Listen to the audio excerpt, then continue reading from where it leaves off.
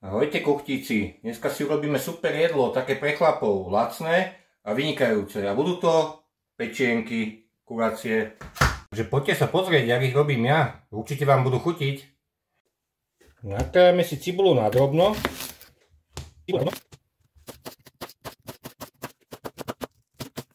Takže dáme si smažiť cibulku zatiaľ.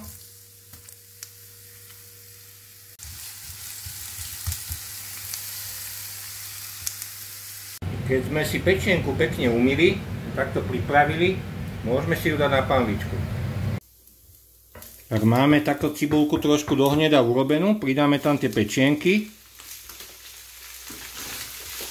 Trošku ich posmažíme.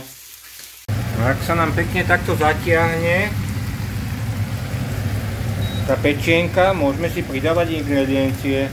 Takže základom bude trošku čili.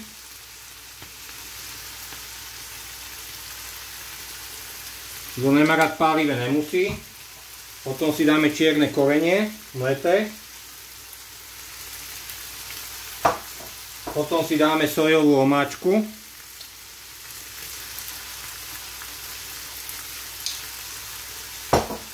Teraz si dáme obyčajnú horčicu.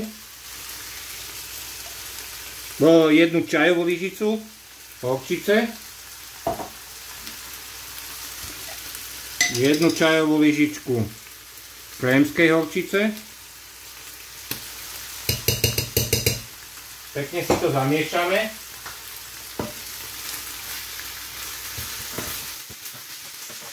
Teraz si tam pridáme 2 polievkové lyžice polohrubej múky.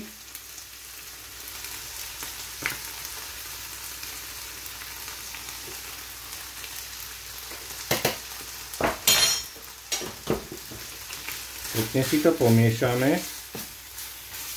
Teraz si tam pridáme ešte červenú mletú papriku.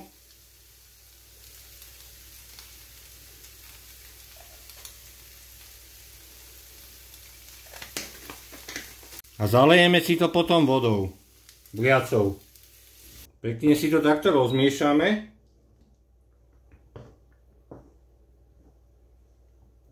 A pridáme si tam teraz vegetu.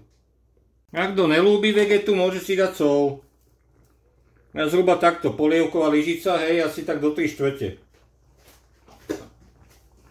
Teraz si to necháme takých 10 minút prevrieť.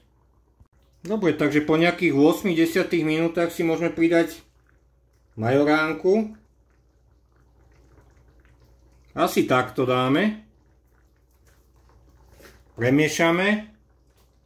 A necháme ešte také 3-4 minútky prevariť. Je to síce jednoduchý recept, ale pre nás chlapov je to výborné jedlo. Samozrejme, každý robí inak. No priatelia, čo poviete, nevyzerá to úžasne, mňam, hneď sa idem do toho pustiť. A určite si túto pečienku robte, je výborná.